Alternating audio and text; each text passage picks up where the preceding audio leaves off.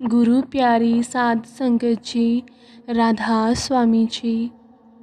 संगत जी, जब हमें क्रोध आता है, जब हमें गुस्सा आता है, तो हम किसी की नहीं सुनते और हम क्रोधवश कुछ ऐसा कार्य कर बैठते हैं जिसका हमें बाद में भी पश्चाताप होता है। अगर किसी को क्रोध आता है तो हम अपने मन में उठ रहे विचारों को बलपूर्वक दूसरों से पूरा कराने के लिए कुछ भी कर जाते हैं। हम उसके लिए ना तो कुछ सोचते हैं और ना कुछ समझ पाते हैं। हम अपना कार्य पूरा करवाने के लिए पागलों जैसा व्यवहार करने लगते हैं। क्या कभी क्रोध के वक्त आप सोच या समझ पाते हैं? क्या कभी आपने क्रोध पर ध्यान देने की कोशिश की है? जब भी आपको क्रोध आता है तो आपके भीतर एक अजीब सी शक्ति उत्पन्न हो जाती है। यह शक्ति इतनी ज़्यादा प्रबल होती है कि यह कितनी भी रूप में केवल बाहर आना चाहती है और वह किसी भी हालत में उस कार्य को पूरा करवाना चाहती है। और यह शक्ति हम पर इस तरह हावी हो जाती है कि हमारा मस्तिष्क भी ठीक ढंग से कार्य नहीं कर पाता है। हमारा मन भी खराब हो जाता है और इस शक्ति के हमारे भीतर उत्पन्न होने का कारण यह है कि हमारे मन के सबसे ऊपर तल पर जो भी विचार चल रहा होता है, यह उसी के माध्यम से बाहर आने की हर मुमकिन कोशिश करती है। कभी ना कभी आपने यह ज़रूर सुना होगा कि जब भी आपको क्रोध आता है तो उस वक्त आप अपने आप को अत्यधिक शक्तिशाली महसूस करते हैं। ऐसी अवस्था में आपके भीतर इतनी शक्ति आ जाती है कि आप किसी भी अधिक वजनी चीज़ को भी बड़ी आसानी से उठाकर फेंक देते हैं, उन्हें उठाकर पटक भी सकते हैं। और ऐसी अवस्था में किसी के पास तो इतनी ज़्यादा शक्ति आ जाती है कि यदि उन्हें लोग पकड़ भी लें तब भी वह उस पर काबू नहीं कर पाएंगे। दूसरों की तो बात छोड़िए, आप स्वयं को भी काबू नहीं कर पाते। लेकिन कहा जाता है ना कि क्रोध विनाश की अग्नि है और यह केवल बर्बादी ही करती है। जैसे ही क्रोध के आवेश में हमसे कोई गलती हो जाती है और मन के ऊपरी तल पर जो विचार था उस शक्ति के साथ बाहर आ जाता है, तब धीरे धीरे हमारा मन भी शांत होने लगता है और वह शांत होता ही चला जाता है। उसके बाद आप थोड़ा सा अजीब सी महसूस करते हैं। आपको मस्तिष्क एक बार फिर से कार्य करने लग जाता है और आपका मन भी एक बार फिर से व्यवस्थित होने लगता है। और जब सारी चीज़ें अच्छी तरह से कार्य करने लग जाती हैं, तब आपको यह एहसास होता है कि आपने कुछ गलत कर दिया है। क्रोध में आकर आपने कुछ ऐसा कर दिया है जो आपको नहीं करना चाहिए था। लेकिन अब यहाँ पर एक और प्रश्न उठता है, आखिर ऐसा क्यों होता है कि क्रोध से हम कुछ भी गलत कर बैठते हैं? क्रोध आने पर हमें अपने ऊपर काबू ही नहीं हो पाता है। क्रोध के आने के बाद हमें कुछ भी समझ में क्यों नहीं आता? इसका जवाब तो हम आपसे ही पूछना चाहेंगे। क्या कभी आपने क्रोध करते समय यह समझने की कोशिश की है कि वह आपका ही नुकसान करेगा, उससे आपका ही नुकसान होगा और आप उसे अपने ऊपर हावी होने देते हैं? वह आपके पूरे शरीर पर किस तरह नियंत्रण पा लेता है और आपके सोचने और समझने की शक्ति को पूरी तरह छीन कर देता है। किंतु ऐसा क्यों होता है? क्या आपने कभी इस पर विचार किया है? इसका बड़ा ही सीधा और सरल सा जवाब है। वास्तव में यदि देखा जाए तो यह सब करने वाला और कोई नहीं बल्कि आपका मन है। आपका मन ही है जो पहले से क्रोध करने के लिए तैयार रहता है। किसी ने कुछ बोल दिया तो बहुत जल्दी हम पलटकर जवाब दे देते हैं। क्रोध कहाँ से उत्पन्न होता है? क्रोध आप ही अपने आप को पहले से क्रोध करने के लिए तैयार करते हैं। वह आप ही हैं जिसकी आज्ञा के अनुसार क्रोध आपके शरीर पर अपना कब्जा करता है। उस शक्ति का केवल एक ही मकसद है, जो आपकी इच्छा है वह कैसे भी करके उसे पूरी करने है। और इस दौरान चाहे कुछ भी क्यों ना हो जाए, चाहे आपका बड़े से बड़ा नुकसान ही क्यों ना हो जाए या फिर आपके सामने वाले का नुकसान ही क्यों ना हो, लेकिन आपकी इच्छा पूर्ति बहुत ज़रूरी है। क्योंकि क्रोध का केवल एक ही मकसद होता है, आपकी इच्छा पूर्ति, और इसके लिए वह हर मुमकिन कोशिश करना चाहता है कि आपकी इच्छा पूर्ण हो जाए। और जब तक ऐसा नहीं होता, क्रोध आप पर हावी ही रहता है। परंतु अब भी एक सवाल है, और वह यह है, आखिर हमें क्रोध आता क्यों है? हम उस पर नियंत्रण क्यों नहीं कर पाते? क्रोध आए तो हमें क्या करना चाहिए? और आपके मन में भी यह प्रश्न उठ रहा है, तो चलिए इसे एक कहानी के माध्यम से समझते हैं। एक समय की बात है, एक नगर में एक युवक रहता था और वह बहुत ही क्रोधी स्वभाव का था। वह अपनी पत्नी, बच्चों और यहाँ तक कि घरवालों के साथ साथ अपने रिश्तेदारों और मित्रों पर भी अत्यधिक गुस्सा किया करता था। वह गुस्से के लिए, अपने क्रोध के लिए बहुत बदनाम था और वह गुस्से में आकर कई बार गलतियां भी कर बैठता था, जिसका उसे बाद में अफसोस भी होता था। वह व्यक्ति भी अपनी इस आदत से बहुत परेशान हो चुका था। वह किसी भी हालत में अपनी इस आदत पर नियंत्रण पाना चाहता था। वह हमेशा यही कोशिश करता था कि उसे क्रोध ना आए, और उसे क्रोध आए परंतु थोड़ी देर में ही चला जाए। आसपास में, घर में ऐसी कुछ बातें हो ही जाती हैं जिसके कारण उसे क्रोध आ जाता था। क्रोध आने के बाद उसका खुद पर नियंत्रण नहीं रहता था। एक दिन की बात है, वह अपनी पत्नी से कुछ बात कर रहा था, तभी उसकी पत्नी ने उससे कुछ कह दिया, जिस कारण उसे बहुत क्रोध आ गया।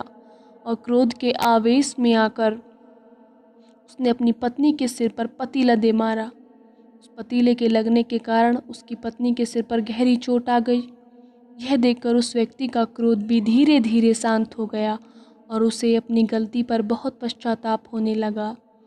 वह अपने इस क्रोध पर नियंत्रण पाना चाहता था और इसके समाधान के लिए वह कई ज्ञानियों से मिला, कई तरह के साधुओं से मिला, विद्वानों से मिला, लेकिन उसे कोई भी हल नहीं मिला। अपनी समस्या का उसे कोई भी समाधान नहीं दे सका।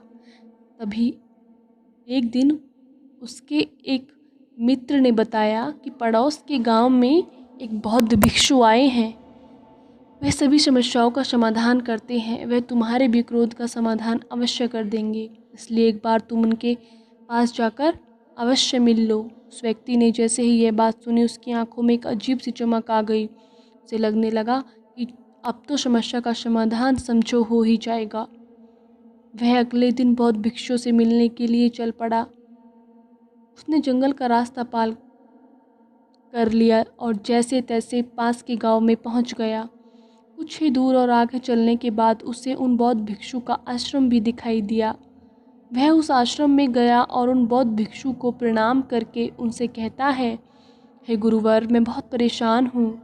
मैं अपनी क्रोधी स्वभाव के कारण हमेशा तकलीफ़ में आ जाता हूँ।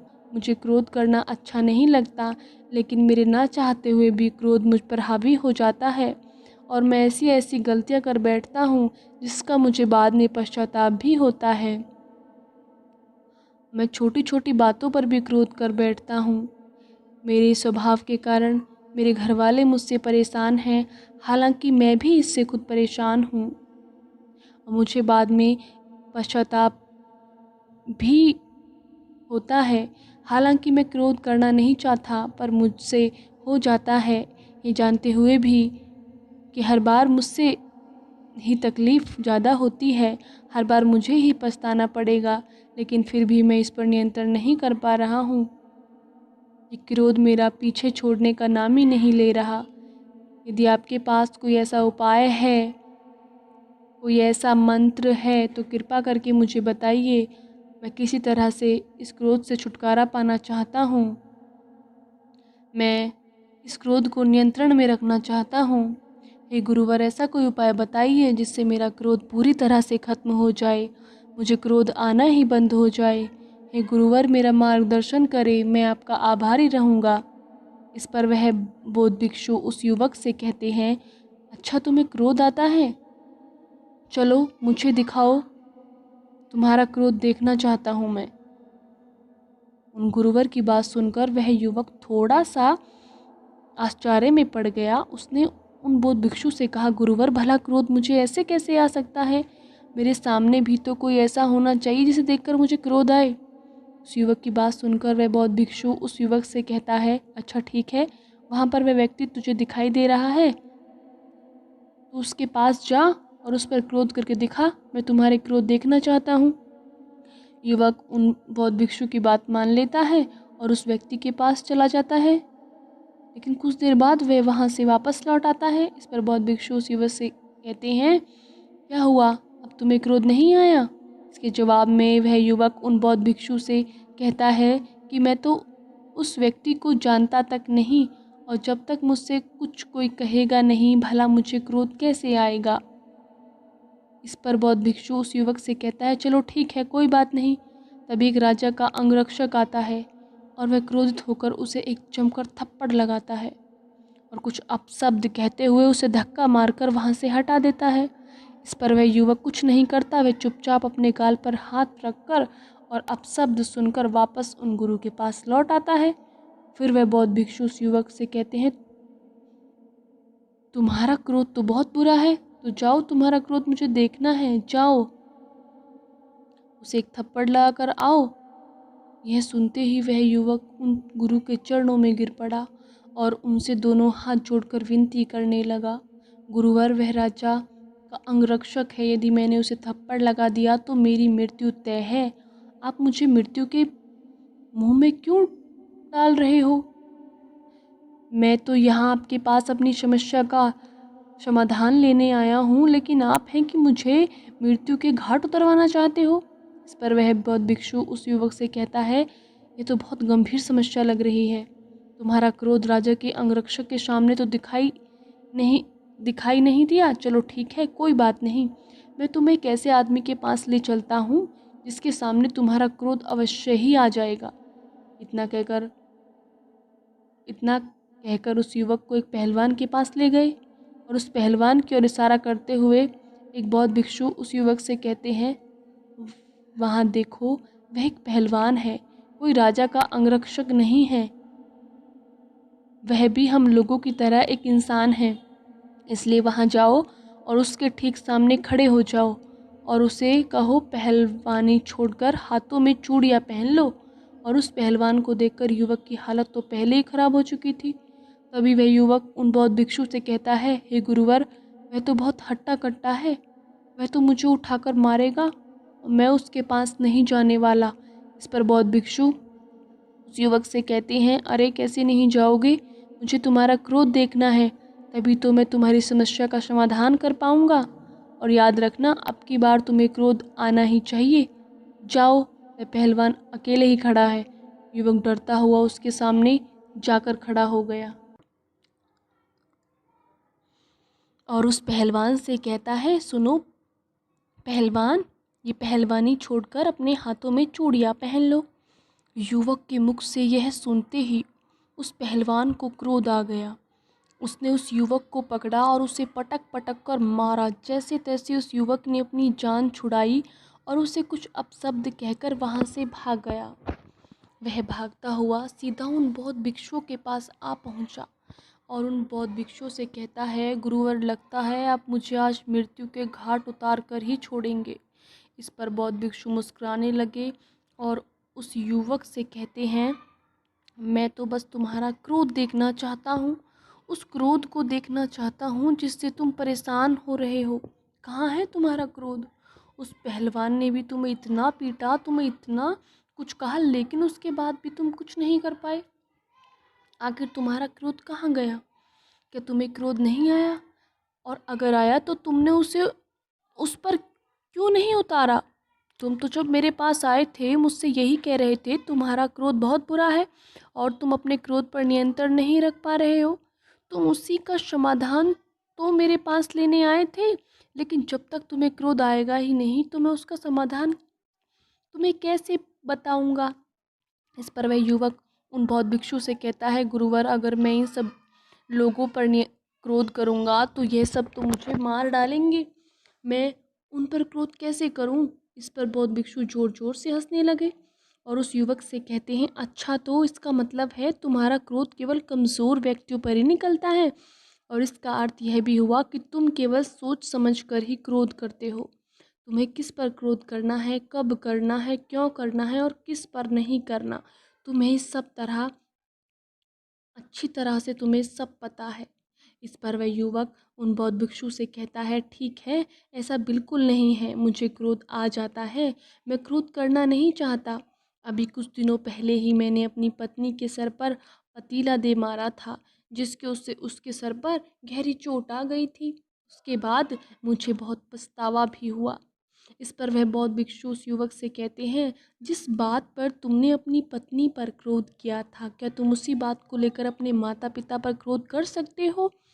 क्या उनके सिर पर भी तुम पतीला मार सकते हो?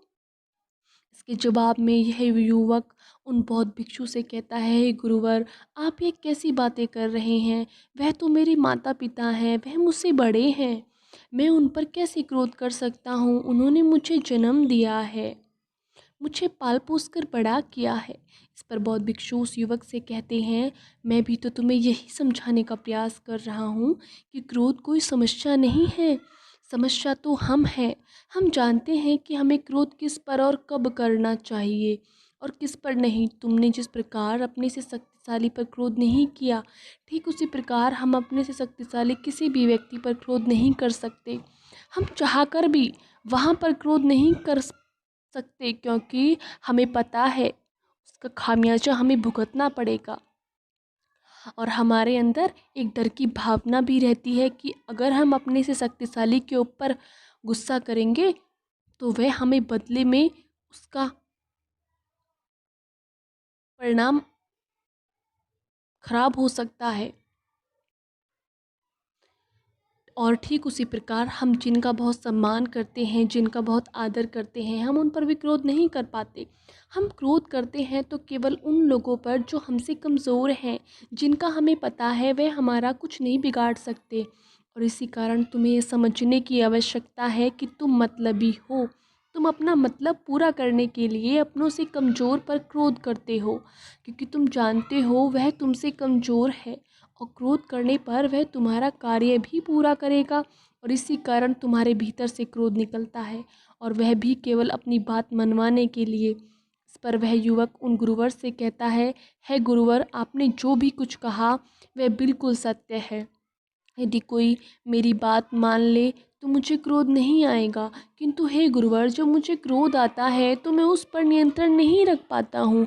मुझे कोई ऐसा उपाय बताओ जिससे मैं क्रोध करूँ ही ना। इस पर वह बौद्ध भिक्षु उस युवक को जवाब देते हुए कहता है, जब तुम्हें क्रोध आए तो तुम क्यों क्रोधित हो रहे हो? क्या उसकी ज़रूरत है? जब तक तुम यह देखना शुरू कर दोगे तो तुम्हारे भीतर जो भी क्रोध इकट्ठा है, जो भी ईर्ष्या है, वह धीरे धीरे समाप्त होने लगेगी। तुम्हारा मन धीरे धीरे शांत होने लगेगा। और साथ ही मेरी एक बात और याद रखना कि इस दुनिया में सब कुछ तुम नियंत्रण नहीं कर पाते। हर मनुष्य की यही परिवर्ति होती है कि हमें सब कुछ अपने नियंत्रण में चाहिए। हमारे घर परिवार, रिश्तेदार, मित्र सभी हमारे हिसाब से चलें, किंतु ऐसा संभव नहीं है। ये सब हमारे हाथों में नहीं है, तुम्हारे हाथों में नहीं है। तुम इन पर नियंत्रण भी नहीं कर सकते। आगे बहुत भिक्षु उस युवक से कहते हैं, अपने से कमज़ोर पर क्रोध करना अच्छी बात नहीं है, बल्कि जो लोग अपने से कमज़ोर पर अपना क्रोध दिखाते हैं वे शक्तिशाली नहीं होते, वह तो बल्कि दुर्बल और कमज़ोर होते हैं। क्रोध का सहारा लेकर अपनी बात मनवाना चाहते हैं, किंतु जो व्यक्ति अपने से अधिक शक्तिशाली व्यक्ति पर क्रोध कर सके वह बहुत साहसी होता है, बहादुर होता है और वह भीतर से बहुत मजबूत होता है। ऐसा व्यक्ति क्रोध की अवस्था में भी अपनी बुद्धि का इस्तेमाल कर सकता है। वह व्यक्ति उस क्रोध को भी कर सकता है और वह उसी क्रोध का सहारा लेकर अपने अनुरूप कार्य भी करवा लेता है।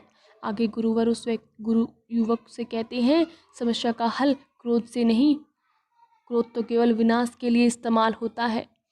क्रोध से कभी निर्माण नहीं होता, क्रोध से सृजन नहीं होता, घर नहीं बसते, प्रेम नहीं होता, किंतु इससे विनाश जरूर होता है। यदि तुम लगातार क्रोध करते रहोगे तो एक ना एक दिन तुम्हारी पत्नी तुम्हें अवश्य ही छोड़कर चली जाएगी और तुम्हारा घर पूरी तरह से बिखर जाएगा। इसलिए खुद पर ध्यान दो, क्रोध को नियंत्रण में रखो। जब भी तुम्हें क्रोध आए तो तुम खुद से सवाल पूछो कि इस क्रोध को आखिर क्या आवश्यकता है, क्या यह क्रोध करना चाहिए, यहाँ पर जरूरी है या नहीं। इसका नियंत्रण करने का अभ्यास करो और देखना कि तुम क्रोध पर जरूर विजय प्राप्त करोगे। उस व्यक्ति को अपनी गलती का एहसास हो चुका था। बौद्ध भिक्षु ने इतनी सारी बातें जो अच्छी तरीक़ा से उन्हें समझाई थी, वो उस व्यक्ति की समझ में आ चुकी थी। उसने उन बौद्ध भिक्षु को प्रणाम किया और वापस अपने घर लौट आया। मित्रों, अगर आप अपने क्रोध का विनाशक शक्ति को देखना चाहते हैं, उसे परखना चाहते हैं, तो आपको जब भी क्रोध आए तो आपको उस पर नियंत्रण नहीं करना, बल्कि आपको कुछ लिखने की कोशिश करनी है, कुछ बनाने की कोशिश करनी है। अगर आप उस अवस्था में अच्छे से लिख पा रहे हैं, अच्छे से कुछ बना पा रहे हैं, तो आप क्रोध को नियंत्रित कर सकते हैं। यह जानकर आपको अवश्य ही खुशी होगी, किंतु यदि आप उस अवस्था में कुछ नहीं लिख पा रहे हैं और कुछ भी नहीं बना पा रहे हैं तो सावधान हो जाइए, क्योंकि आपके हाथों कभी ना कभी कुछ ना कुछ गलत हो सकता है। इसलिए आज से ही इस विधि का अभ्यास करना शुरू कर दीजिए। जैसे ही आपको क्रोध आने लगे तो उस अवस्था में आप कुछ देर के लिए सोचें और समझें कि और अपने आप से सवाल करें कि आखिर आपको ये क्रोध क्यों आ रहा है, इस क्रोध की क्या आवश्यकता है, क्या यहाँ क्रोध करना आवश्यक है या नहीं।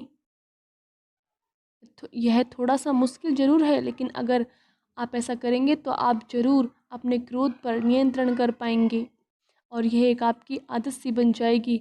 और यदि आप इसे अपनी आदत बना लेंगे तो आप अवश्य ही अपने क्रोध पर धीरे धीरे नियंत्रण कर पाएंगे और अपने परिवार को उस होने वाले क्रोध से बचाने के लिए, जो क्रोध से विनाश से बचा पाएंगे। वैसे उम्मीद है कि आपने